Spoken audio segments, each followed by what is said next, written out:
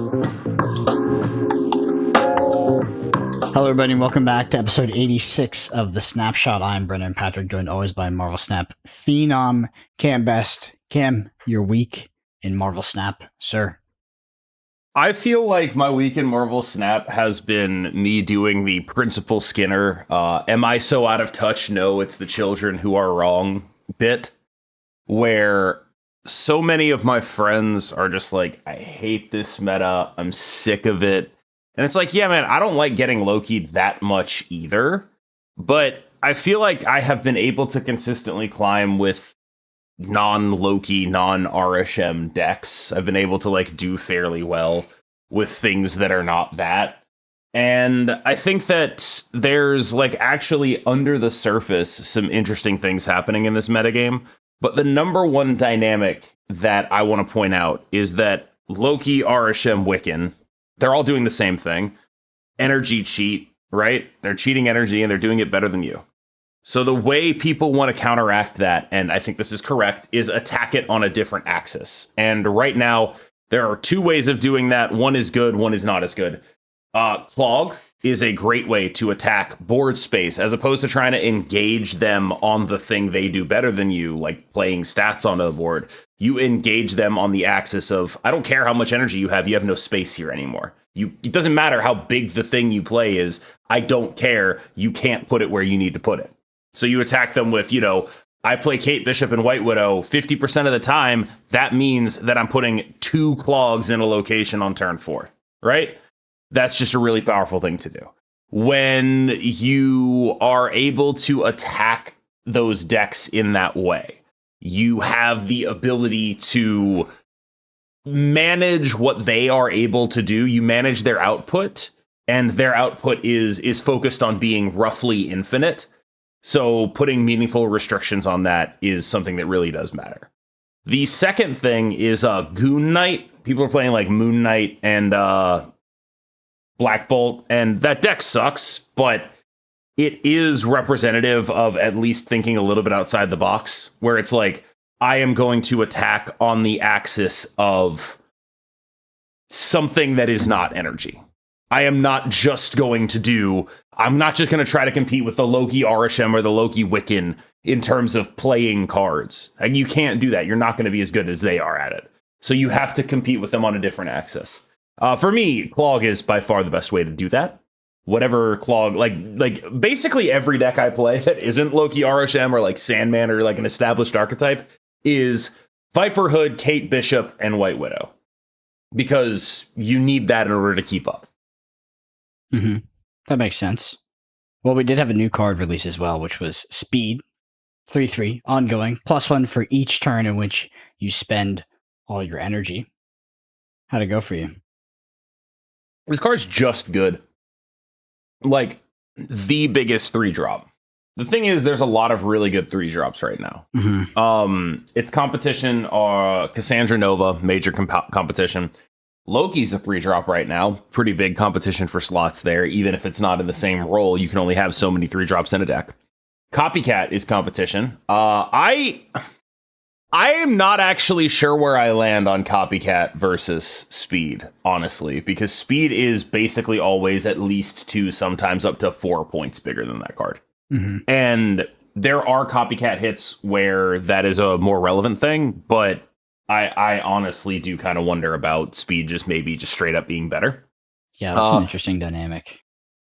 Gladiator competes. It's worse, but it competes. It's usually just, the same size, but for a downside.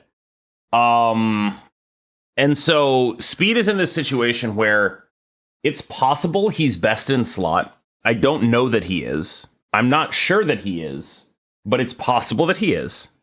But also that if he is, it's by such a small amount that he might not be worth getting anyway somehow. It's a weird spot for a card like that to be in. Is he worth risking 4 banging in the keys for? I am going to disclose something. Mm-hmm.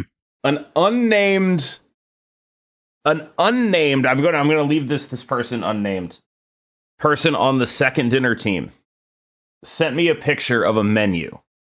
Okay. And on that menu was something called the 4-banger. Oh my god. We have ascended. We have gotten 4 banging in the keys in the 3 weeks we've been making this joke. To Could you imagine walking in? So I think second dinner is mostly remote, but if they had an office, walking in the office a Wednesday morning, and old Jimmy sitting there by his computer, just skulking, and you're like, Jim, what's up, man? He's like, I 4-banged in the keys. Shit. 4-banging in the keys. They're 4-banging in the keys. That'll fucking ruin your Wednesday morning. That'll ruin your Tuesday afternoon, and it will spill over to Wednesday morning. You can't be 4-banging in the keys on something that's maybe better than Copycat. Hell no. Yeah, I bought them with tokens, which is because Jeff and Iron Lad were in there, and the variants weren't that good. And it's like, okay, I guess I'm just gonna token this guy. He seems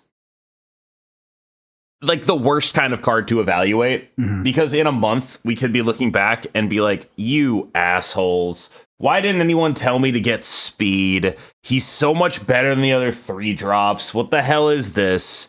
And in a month we could also be looking back and be like, I mean, I'm not really that happy I got speed. I could have just, used my gladiator or used my copycat and felt okay about it, So you said something pretty interesting there, which is something we've never talked about in the podcast before. You said because you didn't, well, let's forget about variants, but because you didn't need, either of the other 2 cards potentially, and so you bought it with tokens. Do you think that is is that an optimal strategy? Is like, okay, if I have all the other cards in the cache, should I buy the card of the week with tokens? If I have this is like rich people talking about like how best to avoid taxes. Like how do I get taxed like at capital gains rate? Oh, that's how we stay rich, though. Come on, like this is not a conversation that's going to be relevant to our audience. It's just not. I think it will. I think it will actually. That comes up for me pretty often. Actually, so if you're at that like mid tier, I say mid, but still probably. No, you're still in the 1%. I'm trying to empathize with the common man, but I have a house. You're I have only revealing how out of touch you are. Yeah. But okay, per se for that 1%, I do think like it's something that I encounter a lot actually, because I am looping back around finally on some of the cards I missed when I took a break. So like I don't know if you've done. Because you mentioned it like it was, it made sense. I don't know if you had done the math or you like understood it at a deeper level. I didn't do any math on that. It's just like normally there's at least one variant where I'm like, ooh, that's sick. Yeah. And this time there were 0 variants where I was like, ooh, that's sick. So I did the silver credits instead how many collected tokens do you have? Or that's what I don't know, a bunch. Is it over 50K? 6K? I don't know. A lot. I have a lot of them. That's crazy. You bourgeois Marvel Snap player. All right. I am well above bourgeois when it comes to Marvel Snap. I am well into like Bill Gates territory. All right. Well, let's head into our Bend and Snap section. This is our listener question section. If you want to hear your question read on next week's podcast, usually come on YouTube. First one's from the Mighty. The cards that came out in the past 7 months and got nerfed are at least Blob, Red Hulk, White Widow, Mockingbird, and Cannonball. That's before the most recent OTA. Yeah. Is this a universal trend? No. But can we act like it doesn't happen pretty much every season? Also, no. Pretty much every season. Read those cards out again. Blob, Red Hulk, White Widow, Mockingbird, Cannonball. White Widow, Mockingbird were pretty recent, right? Red Hulk was nerfed twice. Blob was in December. That's not even in the past 8 months. I guess it was nerfed in January. Does that count? I don't know. But I feel like what's happening is like actually sort of backloaded, right? They didn't have balance problems. They didn't have balance problems. They didn't have balance problems. They didn't have balance problems. And then suddenly all of them added up and they had like 7 different cards that had to get nerfed at the same time. Does that make sense? Mm-hmm. Yeah, it makes sense. Everything's fine. And then RSM comes out and then you have these Cassandra Nova Athena decks and you're just like, oh my God, we need to do something about all of this stuff. And I want to say that of the nerfs, that probably 7 of them have happened in the last 2 months. Yeah. I think a lot of them have happened recently. Yeah. A lot of them were in the previous OTA. Yeah, like the majority of them were in the previous OTA. But yeah, I guess it isn't something that's happened. It's happened a lot less that they've just like had to emergency hotfix something for being stupid broken, right? Mm-hmm. Like what they had to do with Elsa Bloodstone, or what they had to do with Werewolf by Night, where they just like, or what they had to do with Mobius, or what they had to do with Eliath. I don't think they've hit anything of that level.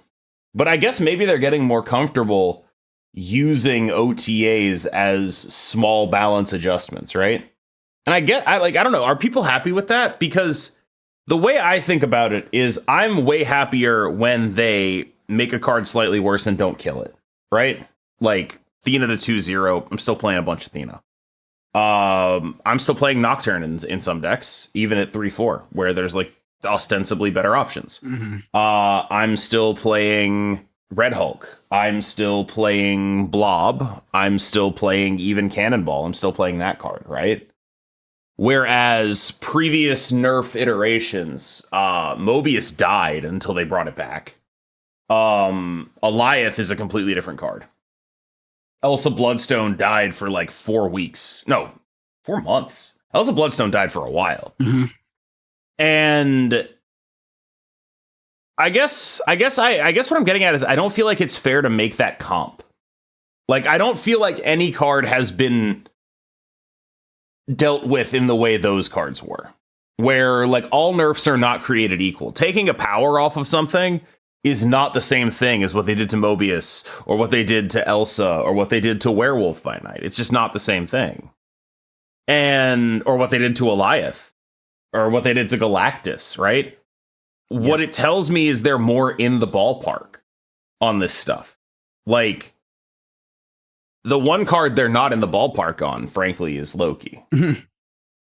Yeah, how soon do you think that nerf might come? Because hopefully they just now, it, really. Like, hopefully, like I mean, having played with the card a bunch, yeah, there's functionally no reason it should be a 3/5, and I get what they did, which was like, we came up with this idea, we think it's cool, we want to make sure it releases strong, so Loki people are not like, oh, it's terrible, but. And honestly, it took me a while to grasp it. Like, the card came out, I read it, and I was like, I don't know if this is going to be any good. Yep, same. And I totally understand that. But it ended up, and it took like a couple weeks for people to figure it out outside of RSM. Yeah. And I do think that like there is something to that. Like, anyone who acts like it was like the world's most obvious thing, maybe they were right about it day one, but I don't think it was the world's most obvious thing. And now everyone is like, well, obviously it shouldn't be a 3/5. And I'm also like, well, obviously it shouldn't be a 3/5 because it shouldn't be a 3/5.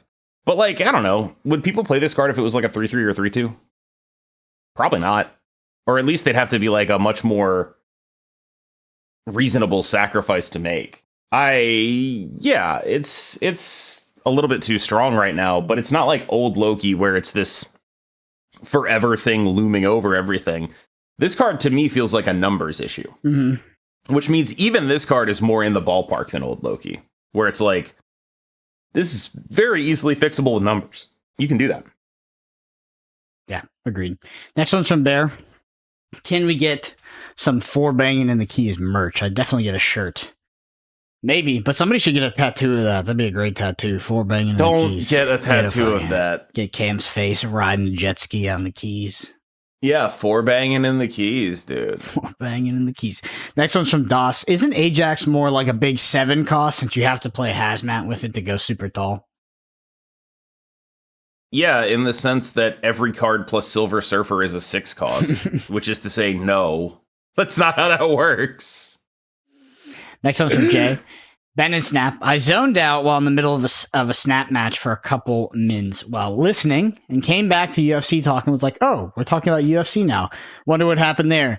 And to Brendan immediately saying, where am I? Couldn't have been better timed. Well, also Snap is getting a big rival coming at the end of October with Pokemon Pocket TCG game. It's supposed to be a simplified version focused on quick games, fully mobile. Any interest from either of you, and any chance it's going to become our future favorite Pokemon Pocket podcast in the future? I have some interest. Have you? Actually. Yeah, I hadn't heard of it. I actually looked it up off the back of this. It was not. I didn't get a great description from their website. It more looked like it was. It was like very collection focused. Which, I mean, to be fair, so was Marvel Snap. I didn't really see any gameplay though. Yeah, I have played the Pokemon TCG a little bit, enough to like grasp what it's about. The same way like I've played Yu-Gi-Oh a little bit, right? Where it's like I would like to know what the appeal of this is. Yeah. And the appeal of Pokemon is you take so many game actions, it rocks so hard, right? Like if you want to just like draw your whole deck, this is the game for you. And that's not necessarily my bag. I prefer like sort of more board focused games, and the way that Pokemon handles the board is a little bit weird for me. But yeah, I mean, I'm actually like, look at the shirt I'm wearing. Yeah, there's some interest here. But is this version going to be less kind of? Because I don't know. I would say like Pokemon is like the ultimate Zoomer card game. If you could like, archetypically, because it's just like, take all these actions, like do all the most busting things, like draw my entire deck, win. At least that's my outside perspective of it. But I feel like if they're going to try to have like a mobile friendly version, maybe it's like a different kind of Pokemon TCG. See, that would make me less interested in it unless it like really took off on its own. Part of what I like about online clients for games is like I can then go play in real life sometimes, right? And so I think splitting the player base between like, version A and version B is not something I'm very happy about. I would like there to be overlap between the player bases as opposed to like, this is Pokemon. I'm a Pokemon Pocket gamer, but I'm not a Pokemon TCG gamer. And it's just like, okay. Pocket gamer. I'm also interested, to be honest. There's something else that comes out in October, which is the Bazaar, which I'm pretty interested in. I don't know how long I'll stay interested in it because it kind of looks like backpack battles, but I don't know. 10 years in waiting. I'm gonna. Do you think it actually comes out in October? Well, I mean, they sold beta access, so that would be bizarre if it didn't, because they sold beta access. Which I haven't bought yet, but we'll see. Yeah, that would be pretty bizarre. Next one's from 412. What do you think the minimum time it would take SD to balance a card that is clearly too overpowered and problematic for the game/community, new Loki specifically? I like how like I knew what they were asking about, and they were like, no, I need to say it explicitly. Yeah. I don't know. I told myself I wouldn't get mad about Loki unless it survived the upcoming balance patch. That was what I thought. Because it's like, okay, let's say last balance patch, it was busted, but it was also in the spotlight caches, or it wasn't busted yet. However you want to look at it, fine. You get one. I think this would be the second time they have a chance. And I think this, like, frankly, here's a question for you, Brendan. Do you think they should ever nerf a card not in the spotlight caches? Or a card that is in the spotlight caches at the time of the patch? I mean, depends what angle you're asking from. I would say for game balance, like, yeah, I hope that they would be open to that. For profitability, I guess not. I don't know. Like, my instinct is if they did that, people would be so mad. Because everyone's going to be like, oh, this card, I'm going to get it to win. And then they make it bad. I would be, so if I spent my resources on a card and within the same week of me getting that card, they nerfed it, so they marketed it one way while it was for sale. And then very soon after it changed, I would be frustrated, but I've kind of given up on pontificating on whether things would make people angry or happy in Marvel Snap because it just doesn't really matter. They're pissed off either way. So, and it's hard to even find a line of like where they're more pissed off. So everything has its ups and downs. And I think that, strategically, SD should just be, it's going to sound weird, but they should just kind of be a bit more tyrannical. They just do what they think is right. Like, kind of fuck what the community says. Like, and we sit here, we get feedback. Don't get me wrong. That's what we do on this podcast. But it just seems like no matter which way they do it, it just doesn't really go well for them. So I think that they should just have a vision of what they think the best version of the game is, what they think is correct, and they should stick to that. And they should really, they should have be strong in their conviction. I actually disagree. Yeah. I think that they should, given the fast pace of changes, the worst case scenario is people have to deal with this card for 2 more weeks. And so it's like, you know what? You can deal with it for 2 more weeks while we make sure we're right about this. And so that way it's not in the caches. Yeah. I mean, so this is slightly a different example, but I'll even give you my personal experience engaging with the game. So in the times that there's like 2 versions of me. In the times that I engage with the game less, the frequent nerfs are pretty frustrating because I have cards that, I did the fucking quests. I spent my money. I bought bundles, and I've got these cards, and these are, I'm finally able to play the game, and that's cool. And it takes a while because it's time gated, a lot of it. So I finally have like these like competitive decks, and then nerf round 1 comes through, nerf round 2, and then suddenly like I'm now missing another X% of cards that I would like in competitive decks, and I actually hate that so much when I'm playing the game a lot, every day. And I'm enjoying it a lot. I love the fast nerfs. Like when I have disposable refill, I love that. I love keeping it fresh, and I love, how frequently things changes. So, my sort of opinion on the subject, or at least my experience, changes based on how much I'm engaging with the game. That makes sense. No, that makes sense. Like I really do wonder about situations like that because I don't know that impacted their thinking, right? But I know that if I were in the building, I would be like, you can't do that. You can't like put a card on sale Tuesday and nerf it Thursday. Like you just cannot do that. I would be surprised if they did something like that. I think that that would be an unusual approach. It's kind of one of those, you wouldn't have to extrapolate too much to maybe come to the conclusion that might irritate some people. Yeah, that's sort of where my head would be at. It's like you cannot actually do that. There's no way. So because of like that confounding factor, the confounding factor of maybe they hadn't like realized it was good enough yet, which I think by that point, they probably should have. But that all leads me to say that I am not going to be upset unless he doesn't get nerfed now. You get 1 pass. If on the 30th of this month, the card is still what it is now, especially when the solutions are like, let's just chop some power off of him. Let's just take the draw off of him. All that stuff would work. Then I think I would be annoyed. Yeah. I can't remember if those patch notes were leaked or not, so I don't know. Which patch notes? Like the upcoming, isn't there a 30th patch? They have not been leaked. Okay. I can tell you because I don't know them. So if they have been leaked, I have no idea, and I have no idea where it would have come from. Yeah, I mean, they can also chop power in OTAs as well, so, and like you said, that's a fine solution. Yeah. Oh, I see how you're getting confused. The patch was on the 20th. Mm-hmm. The OTA is on the 29th.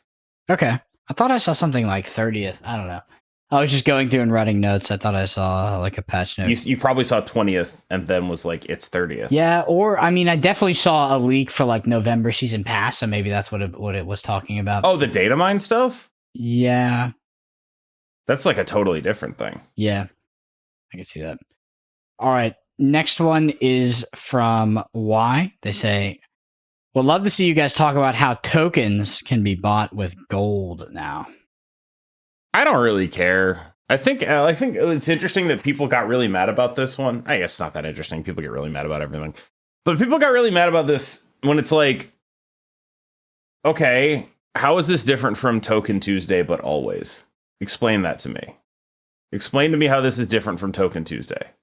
Well, Token Tuesday was the first departure from the ideology of, not being able to buy the collect. I mean, Ben Brode is literally in commercials saying like, "Hey, come try our game. You can't fucking do this exact thing, and now we can do that exact thing." Which, don't get me wrong, I've been begging for that because it's so irritating. Like that's the thing that you specifically want to be in the game. Yeah, it just feels like I do. Yeah, I mean, I think they're just kind of going back on some of this unique collections. Like I've talked about it before, the part that irritates me the most about Marvel Snap is it primarily monetizes on frustration points, and it does that. Like that's the way it extracts your money, is like it tries to frustrate you and feel like you've been kind of left out.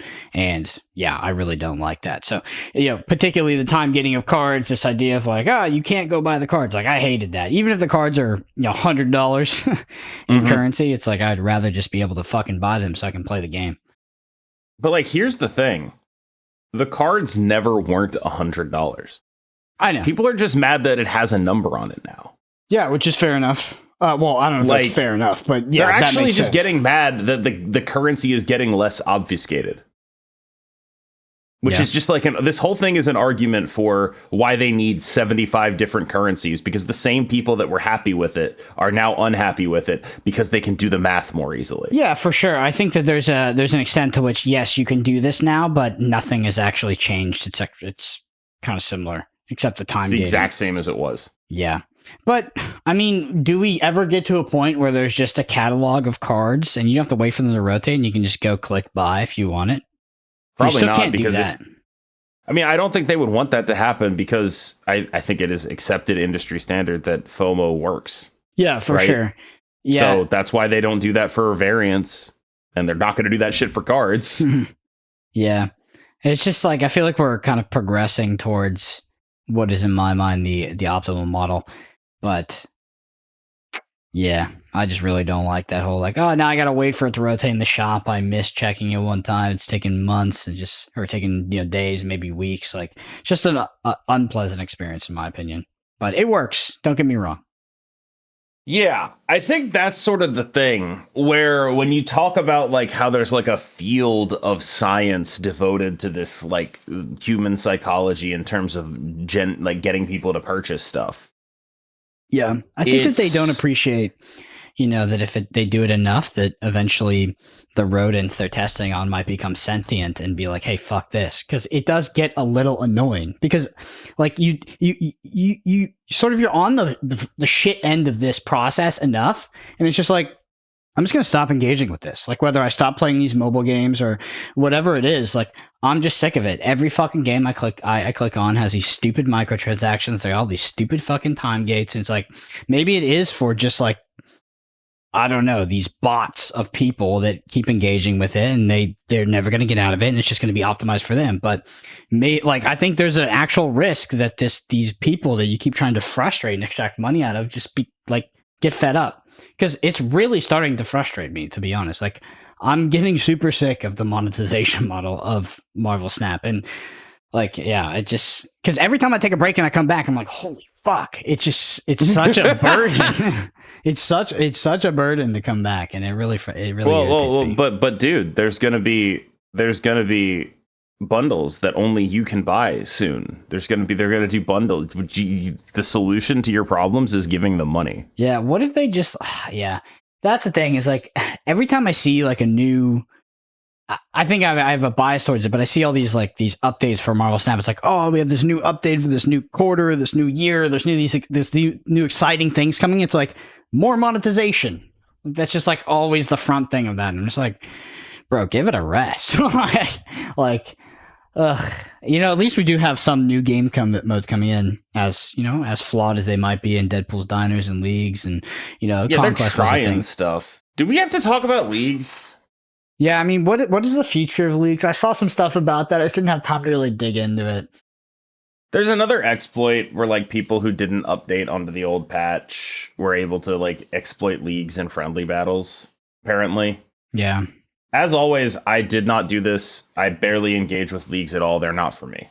But I don't know. I feel like there was a surprising amount of, and I realize this is, relative, a surprising amount of anger about this, where it's just like, it feels like the community has this perception of Second Dinner where it's just like, they just can't stop fucking up. They just can't stop tripping over their own dick. They just can't stop fucking up. And so like anytime something like this happens where it's like, these are people deliberately exploiting the system, deliberately not updating onto a patch, again, exploiting the system in order to get, and I'm serious about this, a premium mystery variant. Like that, and some red distressed borders, the stuff that we all got for free during the diner. I am this is gonna be a take, okay? That's honestly, I'm not gonna get mad at the company for that one. Like, what, you wanted them to test old patches to see if you could figure out, like, randomly that this glitch would happen? Why would you ever test that? Why would that ever be a thing? How did someone even figure that out? For that matter, why are old patches able to connect to anything? Why does that happen? Yeah, I mean, that's been an exploit for a while. If you it's Infinite is a fucking joke, but if it wasn't, you used to be able to not update your thing, and then you would have like a pool of people that were also not updated, which if you were able to wait long enough before that thing updated, you would just start getting a lot of bots, even if you weren't bot ELO. Like, I am one of those people, to be honest, that thinks that they just fuck it up every time. And that like triggers people when I say that. It really does. But like, I think that's not, it's not industry standard. I mean, maybe it is industry standard, but there's been plenty of games I've played in the past where they don't release every single game mode that comes out with these like crazy exploits or bugs. Like, people are putting their time into this. They've already put their money into the game, and you're a over $100 million fucking game company. It's like, you can spend a little bit of extra time to QA this. Like, it's okay. This one is more complicated. The last one, not fucking complicated. Deadpool's Diner, not complicated.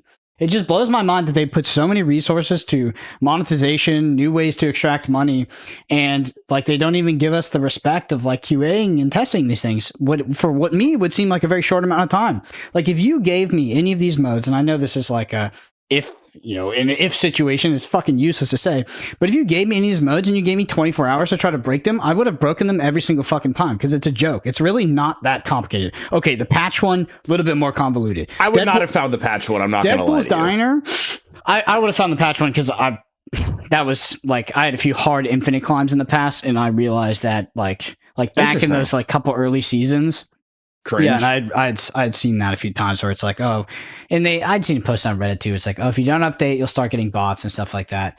But yeah, I would have found the other ones in less than 24 hours easily. And then you say that they don't like owe us. I don't know. There's just like this idea that you didn't say that, but there's this idea that they don't like.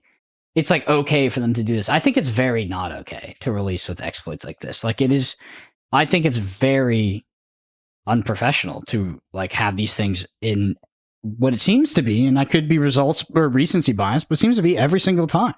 Like, every okay, so time. let's say you're in their situation. You have 2 weeks to fix the exploit from last time. Yeah. Right? What do you decide to do? What is your fix to the exploit? Because like what they ended up doing was cutting conquest out of it entirely. Yeah. Which I probably wouldn't have done, but I don't know how hard that is to do. Does that make sense? I literally I don't know if you're able to just like put 2 lines of code in and make it so you can not do silver and proving grounds. Maybe that was actually just like the kind of thing they couldn't do in 2 weeks. I don't know. For sure. I mean, like, fundamentally, I have no idea how the back end works here. Well, the conquest issue, and I haven't thought about the math enough. It was just an arbitrage issue. So like, they should have just tweaked the math to be somewhat more dynamic based on like. If they tweak the math, it's punishing though. Like, if they tweak the math, they end up in a situation where people playing in any mode basically are just going even. It's the exact same thing as ladder. I mean, conquest should have been a net, like it should have been a net result based on like to an extent, like the length of the game, where both players didn't come out as winners, right? Like, it should have been zero sum to that extent, I think, right? Because when you're talking about like, oh, you win 100, it can't be zero sum because of the way they've set it up. They have this league thing set up such that your gains outweigh your losses no matter what. And what you're saying, if you change that, you end up making leagues honestly feel terrible for anyone who goes under 50%. I don't know. It's beyond the scope of me figuring it out in like 15 seconds, but sure, it was like a clear arbitrage when, if you win a round, you get 100, and then if you lose a round, you lose like 50. Like, anybody is just like, okay, there's like, clearly we can just do this. But like, that's how leagues were designed. Here's where I think the actual problem is, right? Mm-hmm. I think these are just the same leagues that were designed to sell perks. But then they took the perks out because everyone gets mad. Bro, of course. And so they have the underlying things. Of course. Yeah, of course. So they have the underlying things in there, which are, if you sell perks, right? You have a system that rewards playing a lot. Mhm. And when you have that system that rewards playing a lot rather than just skill, that gives you the numbers that they use, which are you gain more for wins than you lose for losses. Because if it was just skill, you wouldn't be able to sell people perks and have it matter. They wanted, and so when they took the perks out, they kept the same math, is my theory. Yeah, I think so. Like, I think that is, I mean, if you had asked me the inverse, which is like, hey, do you think that leagues were, are they different than the original version with perks? I would have been like, yeah, absolutely. It's clearly the same thing. Like, it's clear. Like I would have never believed the other way around, because, I mean, when it comes to anything that is not monetization, it does feel like, and this is not count. By the way, people get triggered because I think when I talk about second time you said triggered today. Well, you're really. It's because some of the comments, like, they always like, you're really podcasting, bro. Well, this is what happens though. It's like I'm talking about a very specific, not a very specific, but I'm talking that second dinner, and I don't know what team is behind it that fucks us up every time. But the last team I'm talking about is fucking balance and card design. Like, shut the fuck up about that. Like, yes, that's the best part about this game. I've said it a million times. Like, don't take them fucking up the fucking, like, the design of a game mode or like the implementation of a monetization they like take that and they're like, hey bro, can you go easy on Glenn Jones? I'm like, I'm not talking about Glenn.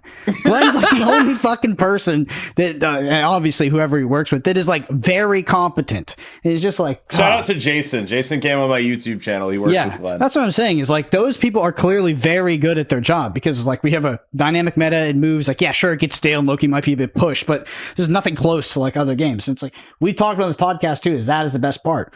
But you can't tell me that that this company that's raising, that has over $100 million or whatever, can't not fucking release these things broken with exploits every time. Like, I do believe that is incompetent. I will use that word because I believe that is the right word, but doesn't mean I'm talking about fucking Glenn Jones. Like, I'm so sick of seeing that shit, because it's like I don't know why people make that stretch. I think it's because Glenn Jones is the only person people know. Like, I think probably for good reason, right? Yeah. Because like, if you were I can tell you, if I was the person who was in charge of features and monetization, I would not talk to people. No. I would be like, I hate all of you. Every single time I do anything, you take the worst possible interpretation of it. Like, I would be like, you fucking assholes. Why would I ever discuss anything with you? If I say anything, you guys will throw bricks at me until I leave. Well, if you're the monetization guy, you're like, oh, if I'm good at my job, you guys will fucking come for me, because that's kind of what's happening. I think that there's like the thermo sublayer thing where they're creating enough frustration and enough like just like angst, and after a while I think it might not pan out, but ultimately they have a lot of new features regarding monetization come up all the time. Like, we are a fucking live service monetization game. Don't get me wrong. We got new stuff every fucking month when it comes to how to spend your money. So whoever does that, they work hard. That person works hard. Honest to God, they're probably, I don't even think it's a probably, they're very good at their job. Yeah. Like, the person really who QAs game modes, I don't know. That's somebody's fucking cousin's brother that's an intern who just got out of high school. Like, what the fuck? Sorry, that was a little bit mean. But like, yeah, I mean, there's clearly some people that are overperforming over there. Some divisions or areas that are not. So. I mean, we have no idea what the back end even looks like. No, right? we don't. Like, we're just saying stuff. The technical back end, I still think that regardless, these things should not release with these kind of exploits. I think that's probably true. If money had been involved too, like if it had been the money version of leagues, I mean, you would have had a very good reason to be upset if you were spending money to try to gain points and then people were exploiting as well. See, I think if they'd released it like that, then the exploits would have been taken in a like Robin Hood-ish light, as opposed to the light they were taken in. You which want is to tell like you you're a secret? cheating.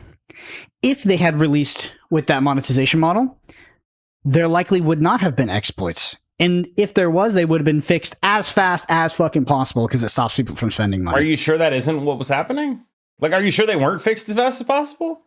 I don't know. But if you're telling Like, me that you're assuming that, like, I don't know. I just feel like there's a lot of fucking magical thinking going on here. Yeah, you're right. It is an assumption, but I feel like if their sort of revenue model was dependent on these things having integrity and people spending money, I don't think they would have released with a exploit as blatant as join Proving Grounds, Arbit, and fucking get a fucking 100K. Like, it's crazy. I'm not gonna lie, it is actually very funny that they came out like that. Yeah. Like, Proving Grounds arbitrage is so sick. It rocks so hard. Man, but like honestly, if I can imagine being like the engineer, right? Like the guy's cousin's intern, whatever, right? I can imagine being that guy and being like, what? Are people seriously over the course of 2 days? Is the entire player base going to get the memo on this and then start cooperating? Come on, these guys can't agree on anything. And then it turns out the entire player base and then the entire player base does get the memo and starts cooperating about it. It's just like, what the fuck, man? Like, imagine being that guy and being like, there's no way, man. Come on. And then someone posts it on Reddit and suddenly everyone in Proving Grounds is fist bumping. Yeah. Spider-Man fist bump. Mm-hmm. Disable emotes. If you Spider-Man, they should make it. If you ever Spider-Man fist bump in succession of X time, you immediately get locked out of the game for 2 hours. Yeah, I feel like you probably don't get a pass on the Proving Grounds exploit, but you probably do get a pass on the old patch thing because that is like Proving Grounds. Like, no, that's in the game. You guys should have tested that. The old patch is like. Those are people deliberately trying to subvert the integrity. Yeah, but I played tons of games that like would not let people deliberately subvert the game like that. Like any kind of live service, like especially competitive game, like they go like those things are rarely exploited. Like even when I played a lot of World of Warcraft, like those were exploits in the game, but they were rare. Like when the new raids would come out and there were people were racing and, all that stuff. Like the exploits, they existed, but they were rare. Like they were vigorously tested. This feels like even the patch thing, even the patch disparity. I think that while it is convoluted, it's not that convoluted because people being on separate patches has been a thing for a while in Marvel Snap. And it's more acceptable to me, but I still think the process is very minimal. It crosses a line from like, why would you not do this? To you are deliberately harming your experience of the game in order to do this. Yeah. Right? Like there is I think like a degree of responsibility less from Second Dinner on this exploit compared to the other one. Yeah. So are we all gonna get free emotes again or what? I don't. There weren't even any emotes in this one. Just red borders. Who cares? More red borders. Can we get some? I played for 2 hours on Thursday, basically, and no hours on Friday, and I finished 9th. I got a little neon border and a variant. I had like 3,000 points or something. I did almost no work in my league at all. Yeah. All right. There is something I wanted to talk about, though. Go for it. Yeah. With leagues, with alliances, it feels like with the way they changed the credit that you get for free, it feels like there's a lot more chores in Marvel Snap now. And as someone who has already fully opted out of every chore, like sometimes I don't finish my quests. They'll just sit there for days. Sometimes I don't even finish the weeklies. Like if I take a day off, I take a day off. As someone who has like fully opted out of all of that stuff, it does feel like other people are being forced to come to that conclusion. Mm-hmm. And I wonder how other people are taking it, right? Because like I'm already high investment, high activity. I don't need to be incentivized to open this game. When you incentivize me to do all this crap, all it tells me is go play the game a different way than what you wanted to play it in the first place. And I don't care enough to do that, right? I didn't even care enough to exploit the frickin' leagues when I could have gone into Proving Grounds. I just didn't care. I don't care enough to do that. I don't care enough about like the small rewards or whatever. But there are people, and I'd imagine a lot of people, for whom that stuff is very relevant and impactful. And I wonder how they're coping with this, because there's just a lot of chores in the game right now. And I've certainly quit games when they started to feel like chores. Yeah, it's funny you say that, because I mean, obviously the intention is the complete opposite. It's to get you to engage more. It's to trick your lizard brain. I've done the same. Like that, I think that we talked about it. I mentioned it with monetization. I think it's the same thing with this. I don't know what you would call that, like the macro of that, this idea of like doing chores and getting people to come back. But I think that there is this inflection point where some of your audience becomes sentient, and it's just like, this is miserable. Like, I don't like coming in here every 6 hours to click the thing. I don't like, trying to do a million quests. I don't like not being able to take a day off. Because, like MMOs kind of took that route at one point where they just added more and more of these daily tasks, and they ended up moving away from it because people hated it. So I get that, because I hate it. I don't like engaging. I hate it too. In when a game starts to feel like a chore, I stop playing the game. And in order to avoid that happening with Marvel Snap, I have not engaged in any of the chore things, and I don't plan to. Yeah. But you have an abundance of resources. Like if you were someone who was limited on resources and you need those resources, and now you feel like you're forced to do this, like what's your path there? Like, what do you do? I don't know. I think that would depend on the person's tolerance for chores. Yeah. Exactly. All right, next one is from Max. I'm not sure if I'm the only one, but I'm a Marvel Snap needs something like Deadpool's Diner every season. I'm getting to Infinite in 1 to 3 days. After that, I barely open the app. I need something to grind for, and ladder isn't it. Well, there's one less thing. They really add stuff at the end game. It's really boring after it. I would love to analyze the ladder isn't it part. Because why? But here's my thing. Isn't that what leagues were supposed to be? Like, I thought leagues would be 100%. That. Yeah, but they're like 2 days long. Why the fuck are they 2 days long? What's happening? I don't know. Like, I thought the point of them was like, okay, we'll give you a couple of weeks to like grind out in your league so you have a meaningful competition. Were they just like, when it's a couple weeks, like people just don't play enough, the leagues don't matter enough? I don't like... Why are they 2 days long? Because they're not long enough to be something that is worth... Like, I take 1 day off and I have lost half of the time in my league, right? And so that's the thing that like weirds me out about leagues is I thought they were supposed to be like the Deadpool's Diner-esque things for a player like you to grind in. That's what I thought they were supposed to be for. But since they're 2 days long, it's just like, they're not really that, are they? Yeah, I have no idea. I also thought that that's what they were supposed to be. And it's interesting that Marvel Snap seems to have realized that because ladder just does not seem to be it for, I mean, arguably the majority of players. I mean, maybe the majority is below Infinite, maybe, because it's so easy to get Infinite. It's like a weird thing they did in this game. The majority is definitely below Infinite, man. Are they? Yes. Surprising. I wonder if it's like if you took like the majority that has over 20 hours played, if they were below or above Infinite. Also probably still below Infinite. Well, it's too easy. Anyway, with this whole idea of ladder isn't it? Like, what do you think they could do to make ladder? I know that I know you can't put yourself in their shoes, and I know it's like it doesn't affect you, but I have no idea. It is a common sentiment though. It's like ladder isn't it? Yeah, like ladder isn't it. I feel like those people are more focused on like account progression.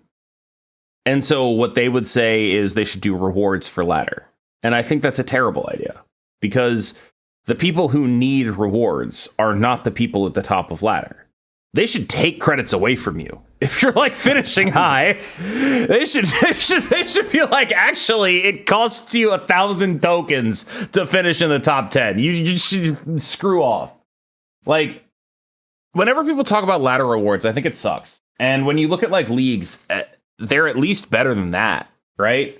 Where it's like, at least in leagues, you can have a meaningful competition, in theory, when people aren't exploiting, to do something after Infinite that has tangible rewards attached to it. I have always done it for the love of number go up or down, depending on the system.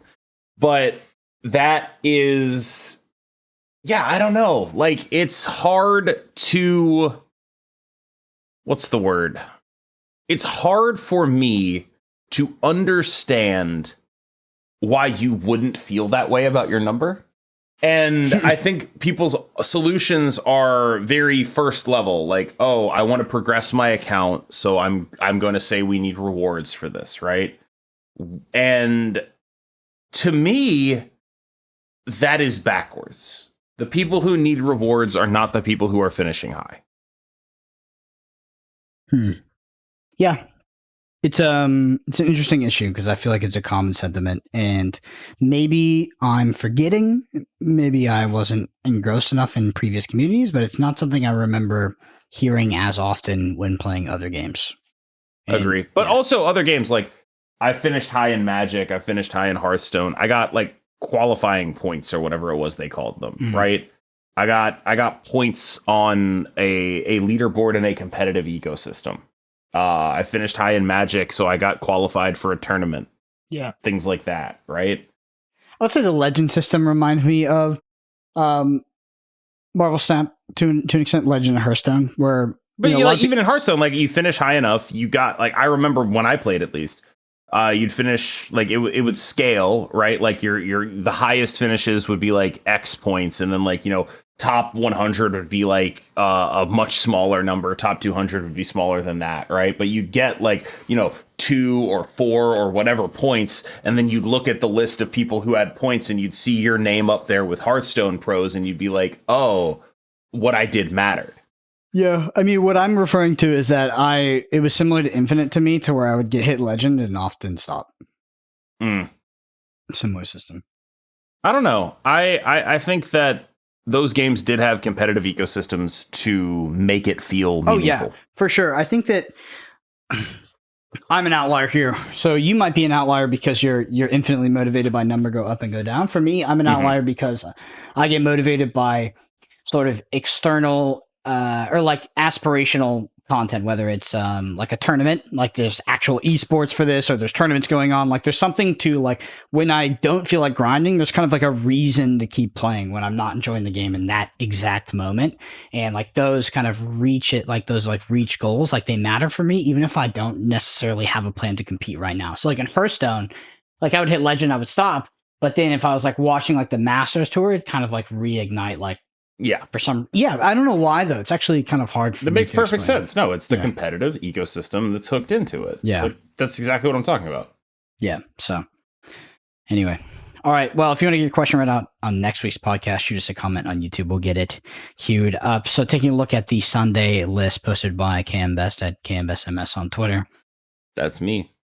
The list that you feel the most passionate about right now is... Oh, God. Clog? No, it's like, God, I mean, we can't not stop. We have to talk about the Loki decks. I'm sorry. Like, we can't just be like, oh, I feel super passionate about. No, we got to talk about Wicked Loki. We got to talk about Arshem. I'm sorry. We do. Okay, so Wicked Loki, I believe this is the list with Ultron, Aliyah top end. It starts with Kitty Pryde, Mariah Hill, Nico Minoru, Thena, Angela, Hawkeye, Kate Bishop, Cassandra Nova, Speed, Loki, Wiccan, Ultron, Aliyah. I know people are going to be like, Speed, what are you talking about? It's a good card here, but you can replace it with whatever 3-drop. This deck just, like, when you look at what it is, right? People are like, oh, it's a Loki Wiccan deck, right? Mm-hmm. It's not, right? It's Athena deck. What is the cost that you are paying compared to, say, playing Gwenpool and, I don't know, Vision, that you are paying in this deck for all the ridiculous stuff you get? You're paying no cost. You're paying absolutely no cost. You are still an excellent Athena deck. You have all of this early game Angela Kitty stuff. You have Hawkeye Clog stuff. You have all of this stuff at the cost of running a 3/5, a 4/7, and a 1/2. That's Maria Hill is the 1/2.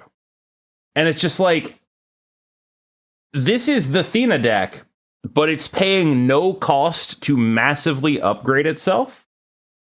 Cheat energy with Wiccan, cheat energy with Loki, maintain all the power output that it already had. It's just really strong. Yeah. And by what sort of I forget the word, but do you feel like this is the best deck in the game right now? I don't know if I would call it the best deck in the game, but I would call it like level 1 of the metagame. If you are not prepared to run into someone playing Loki, you're gonna get Loki'd, right? Like I played some decks where I was like playing like Ajax with I was doing similar stuff, like Wiccan stuff with like Ajax and whatnot, and what I kept running into was just like someone would Loki me, and I'd be like, damn, I'm an idiot for not playing that card. And how do you feel about the clog variant, or like this Thunk in the Trunk? Thunk in the Trunk is the best anti-Loki deck in the game. Yeah, so that's Kitty Pryde, Hydra Bob, Titania, Athena, White Widow, Angela, Kate Bishop, Jeff, Green Goblin, Sage, Debris, Cannonball. Loki, Wiccan decks, RSM decks, all of these decks are the best of the best at cheating energy and making big power, right? That's the thing they do better than you. They are fundamentally going to be better at putting cards on the board than any other deck because they have more energy to do it with, because they are cheating, because they have Wiccan, because they have Loki, because they are RSM.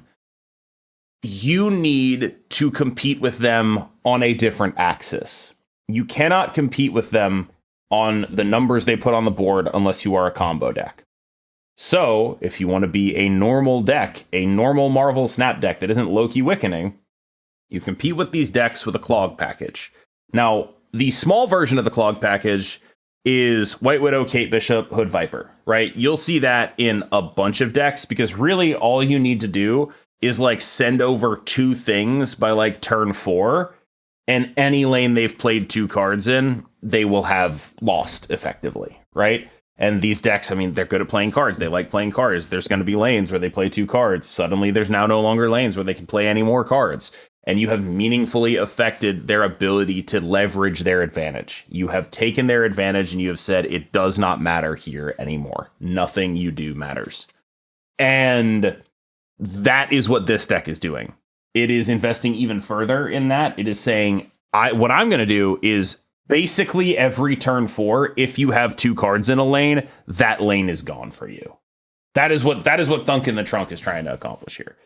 Every turn 4, if you have 2 cards in a lane, I'm Titania clogging you. Every turn 4. Every single time. And then from there, you have Cannonball to win another lane. You have Athena points to win other lanes. And you will very easily create situations where your opponent cannot win unless they Alioth your Cannonball, basically. I want you to shoot your shot real quick. Loki nerf. What do you think it's going to be? I have 2 pitches. Okay. 3-4 no draw. And I think this is like a slightly more aggressive pitch. 3-2 keep the draw. Maybe 3-3 keep the draw. Mm-hmm. Those are my pitches. I think you could also like 4-6 him. But I personally think that would just make him more of an RSM card. And I wouldn't really want to do that. So I would want to just knock the stats off the guy and then maybe knock the draw off the guy. And so I think if I had to choose, I would do 3-4 no draw. That's what I would do with this card. I think that's the best thing to do. I suppose you could also go to like 2 with him, maybe. But then I'm getting turn 1 Loki'd out of RSM. And then I'm going to be mad on the internet every time that happens. Yeah. Makes sense. All right. Well, we'll stay tuned to see. Anyway, if you enjoy this podcast, number one thing you can do is leave us a review on Apple Podcasts or Spotify. Video version of this at youtube.com/@the_snapshot. Twitter's at Brendan APG, KMBestMS. And we will see you all next week.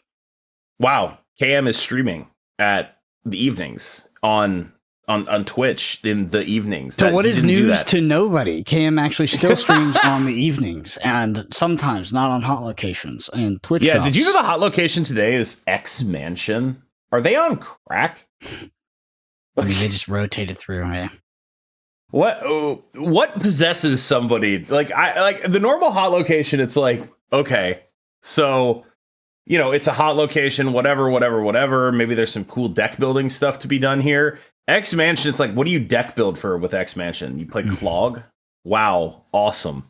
It should be that every other week it is the whatever's gym, the booster one. Yeah, they need to do Fogwell's gym more. Yeah, sure. I think it should be every other week like that. Just give people, you know, if people are motivated by collection, they want, there's a couple of things they want gold, they want splits, like, you know, give them a reason. Did you see the thing where you can Legion Fogwell's gym and it'll stack now? Oh, really? Yeah, they changed it. So now if you Legion Fogwell's gym, you get the multiplier 3 times. That's crazy. I'm happy they did that. Anyway. All right. Thank y'all so much. We'll see you next week.